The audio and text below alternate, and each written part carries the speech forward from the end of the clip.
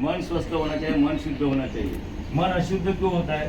तो बुरे विचारों से, इच्छा, ईर्ष्या, असूया, वासना, महत्वाकांक्षा, हौरेपना, क्रोध, आलस्य, तृष्णा आदि जो है, इससे हमारा मन अशुद्ध होता है। यानी वासना से लिप्त जो मन है, कामना से लिप्त जो अमंगल विचारों से जो मन होता है वो अशुद्ध मन होता है, और जो कामना विरहित, जो विचार रहित मन होता है वो शुद्ध मन होता है। तो हमारे परम पूज्य हठयोगी निकम गुरु जी ने जैसे हमारे शरीर शुद्धि के लिए षटकर्म बताए गए हैं, धौती, बस्ती, नीति, नवली, त्राटकम तथा कपालभाती चेतानी षटकर्मानि प्रचक्षते। धौती, बस्ती, नेति, नवली, त्राटक और कपालभाती, ये 6 प्रकार के शुद्धि क्रिया से हम हमारे शरीरांतर्गत अवयवों की, शरीरांतर्गत नसनाड़ियों की हम शुद्धि करते हैं। लेकिन हमारे मन के शुद्धि के लिए भी हमारे ये अभ्यासक्रम परम पूज्य हठयोगी निकम गुरु जी ने ये जो पातंजल मुनि के अष्टांग योग पर आधारित जो एक पैकेज बनाया है, उसमें उन्होंने ये 6 मनोधर्म भी बताए गए हैं। जैसे कि प्रार्थना है, प्राणाकर्षण क्रिया है, ओंकार है, गायत्री है, त्राटक है, शवासन है। तो इसका अभ्यास करने से हमें मन की शुद्धि हो जाती है, मन का स्वास्थ्य मिल जाता है। मन व मनुष्यानाम कारणम बंध मोक्ष, मन ही मनुष्य को प्रगति पथ पर तथा मोक्ष के तरफ लेके जाने वाला साधन है। वैसा ही हमारा ये मन हमारा सुख दुख का कारण है, अधोगति का कारण भी हमारा मन ही है। You cannot achieve total health without cleaning the mind. मन स्वस्थ होने के बिना आपका पूर्ण शरीर स्वस्थ शुद्ध नहीं हो सकता है। इसलिए कबीर कहते हैं मन कैसे शुद्ध किया जाए। कबीर कहे मन मैला भया जामे बहुत विकार, सूरत शिला पर धोइए निकसे रंग अपार। यानी कबीर कहते हैं कि हमारे मन में जो विकार है, कबीर कहे मन मैला भया, क्यों मैला होता है?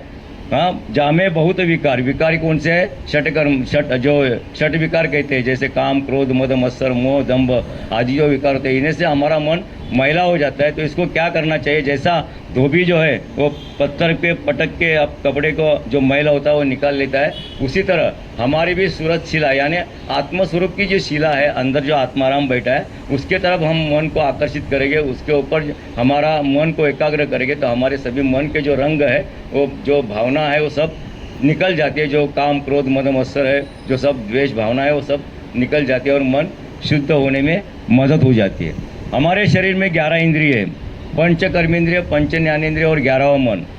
पंच कर्मेंद्रिय यानी हाथ, पैर, गुदा, उपस्थ और वाणी, जिसके सहारे से हम हमारे जो कर्म है, दैनिक जो नित्य कर्म है वो हम करते हैं। जैसे खाना पीना, मलमूत्र विसर्जन करना, चलना फिरना जो सब है वो हम हमारे ये कर्मेंद्रियों के द्वारा करते हैं। और पंच ज्ञानेंद्रिय यानी नाक, कान, आँखें, जीवा और त्वचा, जिसके कारण हमारे बाह्य जगत का हमें ज्ञान हो जाता है। यह पंच ज्ञानेंद्रिय के पंच विषय यानी आहार होते हैं, उनके अविषय होते हैं, जैसे कि शब्द, रूप, रस, गंध और स्पर्श। इन्हें तन्मात्रा भी कहा जाती है। तो कान से हम शब्द सुनते हैं, आँखों से हम प्रतिमा देखते हैं, नाक से हम गंध लेते हैं, त्वचा से हमें स्पर्श का ज्ञान होता है, और जीवा से हम आस्वाद लेते हैं। तो ये पंच ज्ञानेंद्रिय के जरिए मनुष्य भोगवादी जीवन का आनंद लेने के लिए, भौतिक सुख पाने के लिए मनुष्य जो है ये विकार वासना की तरफ दौड़ता रहता है, और हमारा मन जो है वो उसका आनंद लेने के लिए आतुर हो जाता है। लेकिन ये जो आनंद मिलता है हमें, वो क्षणभंगुर होता है, वो शाश्वत नहीं होता है, वो थोड़े समय के लिए होता है। लेकिन जैसे जैसे इस विषयों की आसक्ति बढ़ जाती है तो हमारा मन उसमें बुरी तरह से फंस जाता है, और काम, क्रोध, मद, मत्सर, मोह, दंभ इसके काबू में आकर हमारे हमारे जो विवेक शक्ति है वो विवेक शक्ति नष्ट हो जाती है। हमारे मन में अमंगल विचार उत्पन्न हो जाते हैं, विकार उत्पन्न हो जाते हैं। विकार उत्पन्न होते हैं तो राक्षसी वृत्ति बढ़ती है और हमारा अधपतन हो जाता है। इसलिए मिसाल के तौर पर कई हम उदाहरण देखेंगे, जैसे कि शब्द, मधुर बांसुरी की धुन सुनकर मृग यानी हरिण जो है वो बेहोश हो जाता है, धुंध हो जाता है, बाद में शिकारी उसको पकड़ लेता है। शब्द, रूप, मेनका के रूप से प्रभावित होकर विश्वामित्र, महातपस्वी विश्वामित्र जिन्हें इंद्रियों का दमन किया था, वो विश्वामित्र ऋषि का भी तपोभंग हुआ था, उनका भी अधपतन हो गया था। और दीपक की ज्योति की तरफ कीटक यानी पतंग जो होता है, दीपक के कीटक जो होता है, गांव में हम देखते हैं कि पतंग जो होता है वो दीपक के ज्योति की तरफ आकर्षित होता है, और वो दीपक के ज्योति के ऊपर झपट लगाता है और अपनी जान गंवा देता है। शब्द, रूप, रस, हमारे जीवा को तुष्ट करने के लिए हम मीठे, नमकीन, तीखे, स्पाइसी, चाइनीज आदि पदार्थ खा लेते हैं, और हृदय विकार, रक्तदाब, मधुमेह, किडनी की बीमारी आदि बीमारियों को हम निमंत्रित करती है। लेकिन असल में देखा जाएगा तो ये बीमारियां नहीं है, ये हमारी लाइफस्टाइल की वजह से हुई हुई बीमारी है। हम हमारे भारतीय संस्कृति को भूल गए हैं। देखो हमारे संस्कृति में हम हमारे भारतीय अन्न जो है वो पूर्णान्न कहा जाता है। इसमें सभी प्रकार के रस होते हैं, सभी प्रकार का समतोल आहार होता है। और हम क्या खाते हैं आजकल? हाँ, आज हम कल क्या खाते हैं? पिज़्ज़ा बर्गर, हाँ, वड़ा पाव। Pizza burger vada pav. तो खाओ पिज़्ज़ा बर्गर, हो जाओ रोगों से जर्जर, ऐसे हमारी हालत हो गई है। तो हम बच्चों को भी क्या देते हैं आजकल? हाँ, पिज़्ज़ा बर्गर कोल्ड ड्रिंक देते हैं। तो क्या होता है बच्चों में? यूरिक एसिड जो है, यूरिक एसिड ज़्यादा मात्रा में निर्माण होता है। और यूरिक एसिड निर्माण होने से non alcoholic fatty liver disease जो है वो डिसीज ज़्यादातर बढ़ने लगे। बच्चों में मोटापा बढ़ने लगा है, डायबिटीज़ की समस्या बच्चों में बढ़ने लगी है। और 20 साल के 25 की उम्र में अभी हार्ट अटैक भी आने लगा है। तो ये क्या है? सब हमारी लाइफस्टाइल है। हमारी संस्कृति को हम भूल गए हैं और लाइफस्टाइल, गलत लाइफस्टाइल हम अपना रहे, इसकी वजह से ये प्रॉब्लम हो गए हैं। तो शब्द रूप रस, और मछली जो होती है, मछली वो कांटे का लगा हुआ आमिष को पकड़ लेती है और उसकी जान चली जाती है। वैसे ही गंध, यानी भूंगा जो होता है, भ्रमर जो होता है, वो कमल के फूल के ऊपर उसका गंध के आकर्षित, गंध की तरफ आकर्षित होते हैं। वो कमल के फूल के ऊपर बैठ जाता है। शाम को जब सूर्यास्त होता है तो कमल की पंखुड़ियाँ बंद हो जाती है और भूंगा उसमें फंस जाता है। वहाँ से जाने वाला हत्ती अपने शुंड से उस कमल के फूल को उखाड़ देता है और वो भूंगा अपनी जान गंवा बैठता है। तो ज्ञानेश्वर महाराज ने ज्ञानेश्वरी में इसका एक बहुत अच्छा दृष्टांत दिया है। जैसा भ्रमर भेदी कोडे, भलतय से काष्ट कोरडे, परी कळी के माझी सापडे कोवळीये, पतंगादिपी आलिंगन ते त्यास अचूक मरण, जेवी विषयाचरण आत्मगाथा। पतंगादिपी आलिंगन यानी मैंने पहले बताया कि पतंग यानी कीटक दीपक के ज्योति की तरफ आकर्षित होता है, उसके ऊपर झपट लगाया तो उसका आत्मनाश होने वाला ही है। वैसे ही मनुष्य जब विषयों में ये हो जाता है, गर्द हो जाता है, विषयों की तरफ आकर्षित हो जाता है, तो उसका सर्वनाश होने वाला ही है। वैसे ही जैसा भ्रमर भेदी कोड़े, भलतय से काष्ट कोरडे, परी कड़ी के माझी सापड़े कोवड़िए। भ्रमर यानी भूंगा जो होता है, वो भूंगा आपने देखा होगा गांव में जो लकड़ी के घर होते हैं तो लकड़ी को होल गिराता है। लकड़ी को होल गिराने वाला भूंगा कोमल ऐसे कमल के पंखुड़ियों में फंस जाता है। चाहे तो वो उससे निकल सकता है, लेकिन वो क्या है, उसको गंध के आकर्षण होता है, उसमें जो मधु होता है उसको आकर्षण होता है और वो सब अपनी मोह के कारण भूल जाता है और उससे बाहर नहीं निकलता और अपनी जान खो बैठता है। वैसे ही स्पर्श, इससे हमें माँ की ममता की पहचान होती है। वैसे स्त्री पुरुष संबंध, विषय सुख वासना, इससे हमारा जो विवेक है वो विवेक हम खो जाते हैं और हमारा अधपतन हो जाता है। हमारे मन में बहुत शक्ति है, लेकिन इस मन के गति को अगर उच्च विचार करना तथा उत्तम गुण संपादन करने के लिए लगाया जाए तो वो बुद्धि, ज्ञान, कर्म और मोक्ष का साधन बन जाती है। इसलिए आध्यात्मिक मार्ग से मन को वश करने के लिए हमारे योग शास्त्र में त्राटक एक बहुत शक्तिशाली ऐसी शुद्धि क्रिया बताई गई है, उसके बारे में हम जानकारी लेने वाले हैं।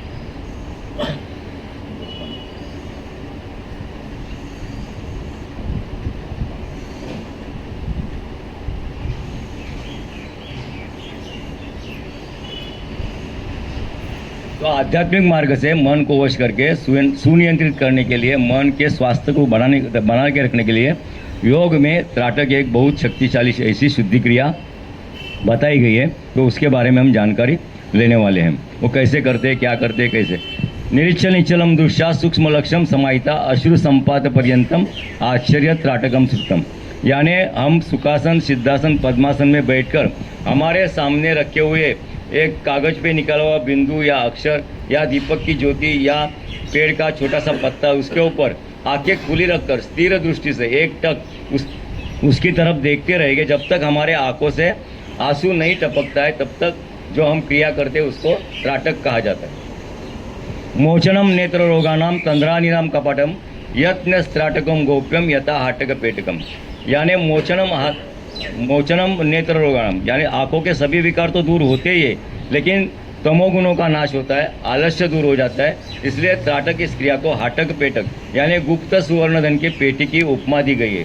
गुप्त सुवर्णधन के पेटी में जैसे अनेक प्रकार के अलंकार होते हैं, जड़ जवाहर होते हैं, हीरे मानिक पाचुक होते हैं, उसी तरह हमारे शरीर में भी दिव्य गुण, दिव्य शक्तियाँ होती है। वो ये त्राटक, गायत्री, ओंकार, प्रार्थना आदि करने से हमारे दिव्य गुण विकसित हो जाते हैं और हमें आध्यात्मिक प्रगति हो जाती है। हमारे गुरुजी कहते हैं कि मनुष्य का शरीर ये हड्डी मांस से बना हुआ गोला नहीं है। मनुष्य का शरीर हड्डी मांस से बना हुआ गोला नहीं है, तो ईश्वरी शक्ति से खचाखच भरा हुआ खजीना है। और ये खजीना खोलने की चाबी कौन सी है? तो हठयोग। खजीना खोलने की चाबी हठयोग है। तो त्राटक 3 प्रकार से किया जाता है, अंतर त्राटक, मध्य त्राटक और बाह्य त्राटक। अंतर त्राटक यानी हमारे शरीर में जो अवयव है, जो चक्र बताए जाते हैं, षट चक्र का हम ध्यान करते हैं। षट चक्र जो बताए जाते हैं, जैसे गुदा के स्थान पे मूलाधार चक्र होता है जिसका रंग पीला होता है।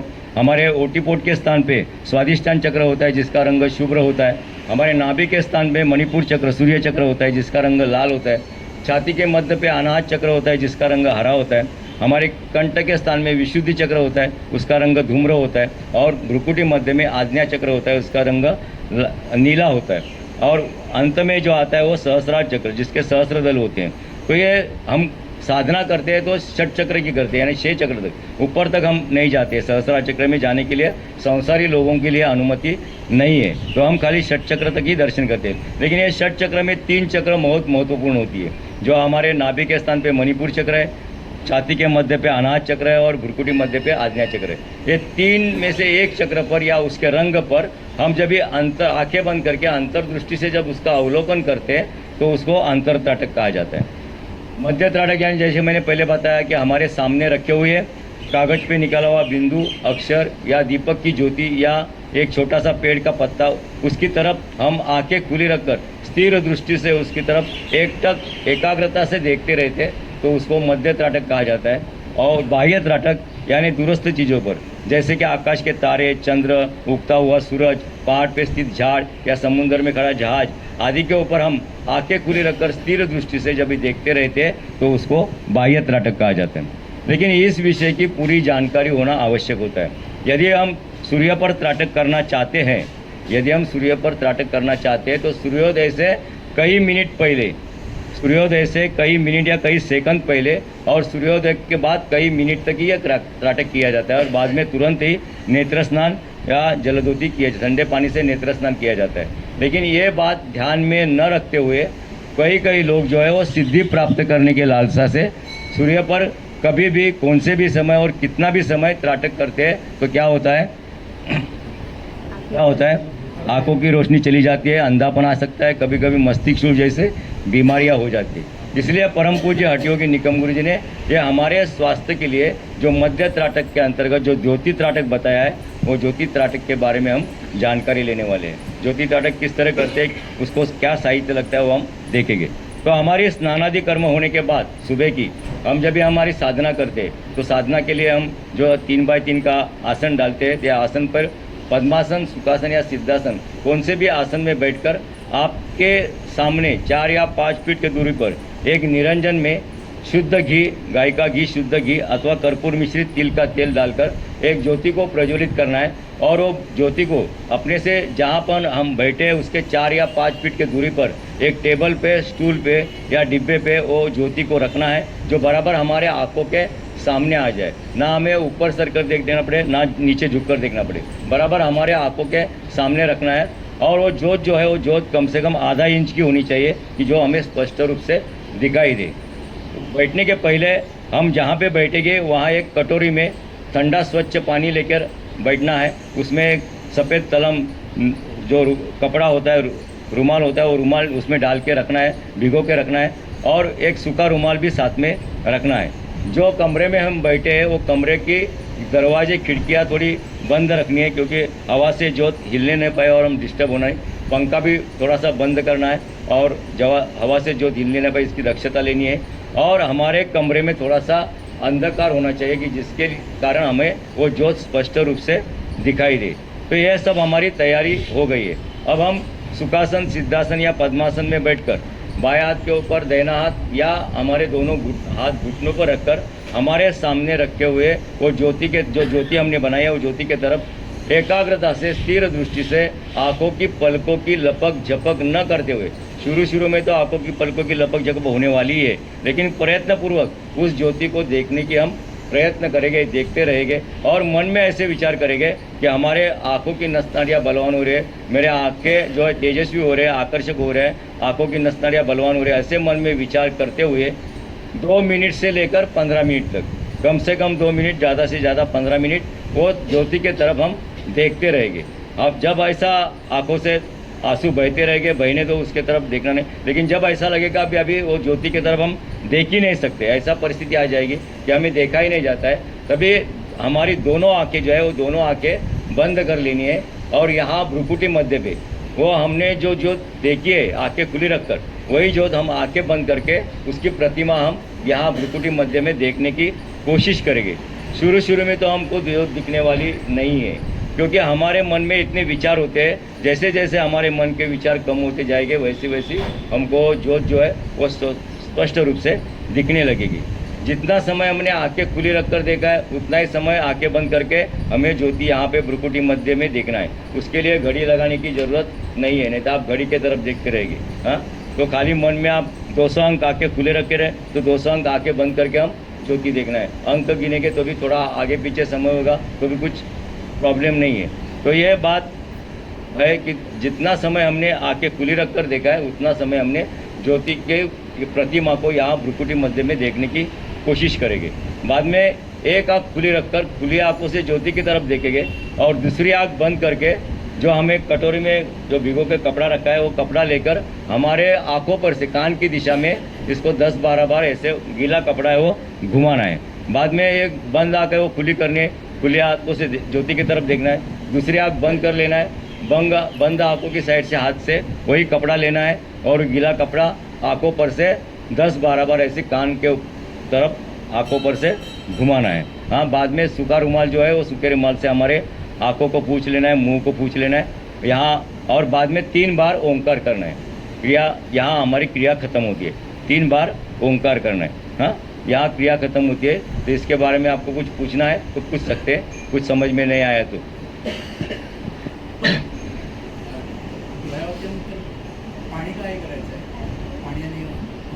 हम ज्योति की तरफ देखते हैं तो ज्योति से परावर्तित होने वाली जो उष्णता होती है वो उष्णता हमारे आंखों में मस्तिष्क में चली जाती है, तो कभी कभी इसका तकलीफ होने की संभावना होती है। इसलिए हम जल नेति भी करते हैं और नेत्र स्नान भी करते हैं और आंखों पर से एक टाटक की क्रिया होने के बाद आंखों पर से गीला कपड़े को घुमाना कि वो उष्णता सब बाहर निकल जाए।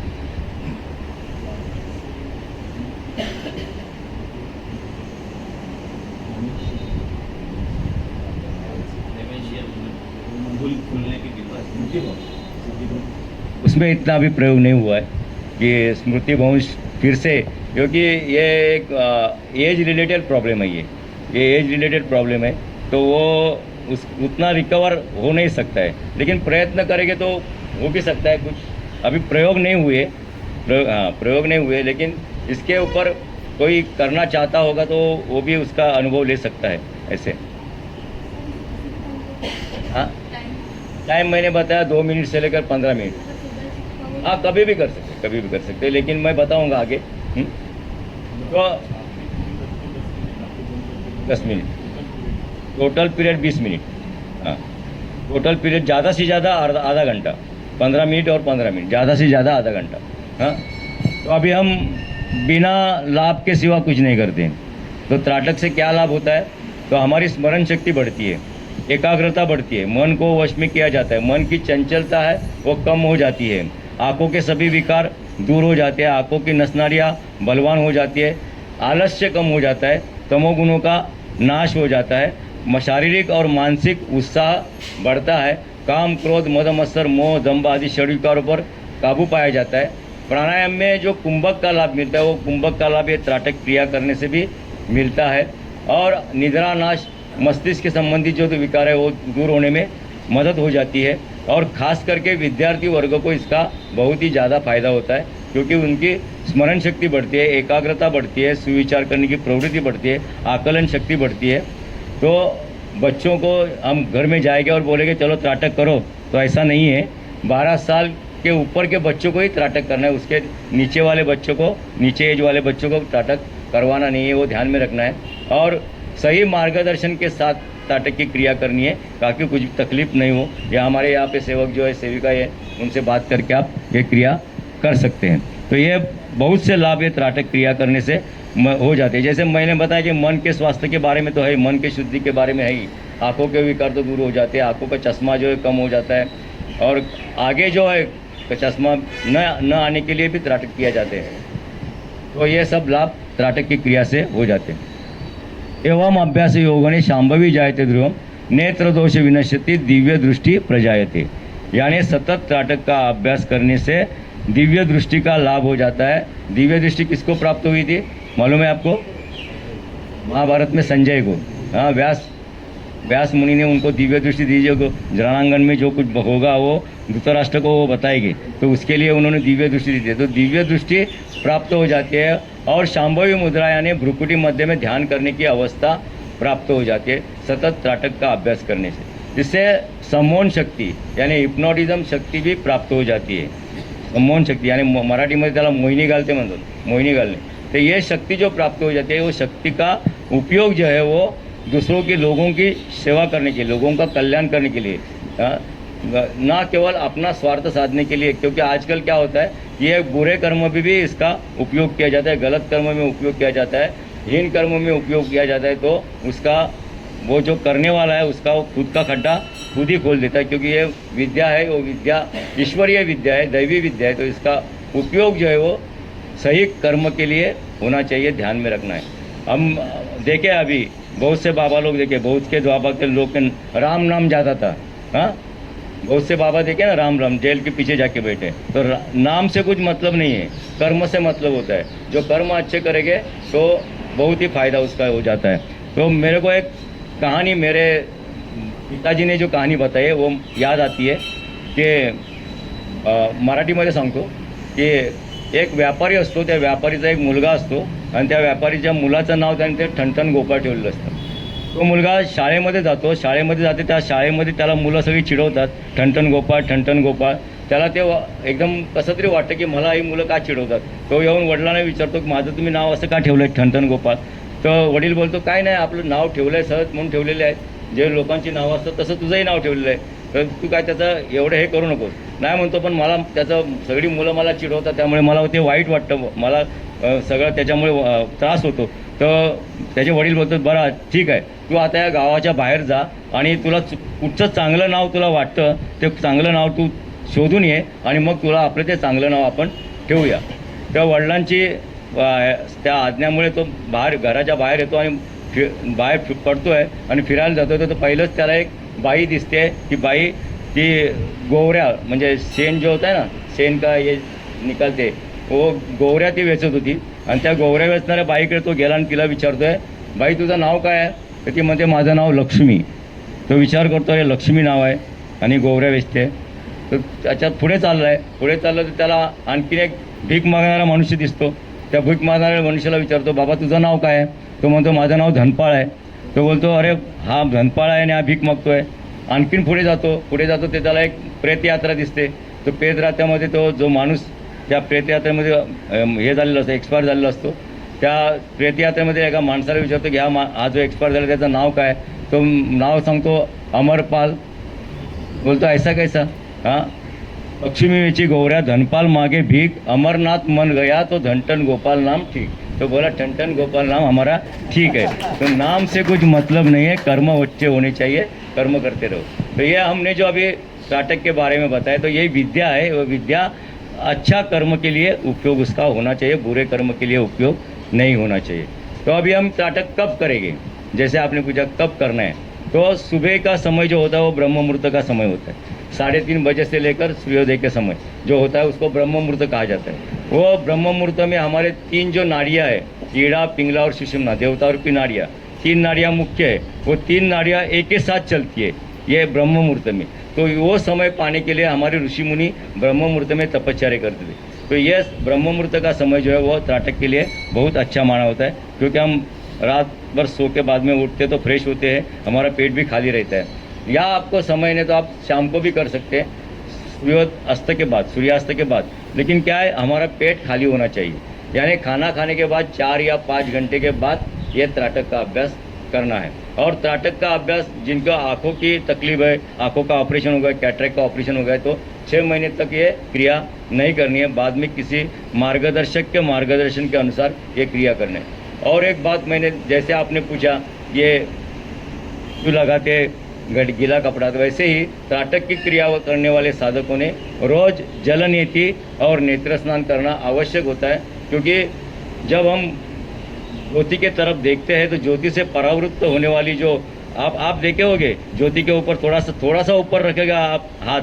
तो भी आपको चटका लगता है। हाँ, तो वो परावृत्त होने वाली जो उष्णता होती है, वो उष्णता हमारे आँखों में, मस्तिष्क में जाके तकलीफ हो सकती है। इसीलिए हर रोज नेत्र स्नान और जलनेति करना आवश्यक होते हैं। तो ये सब खबरदारी लेके त्राटक का अभ्यास करना है। धन्यवाद।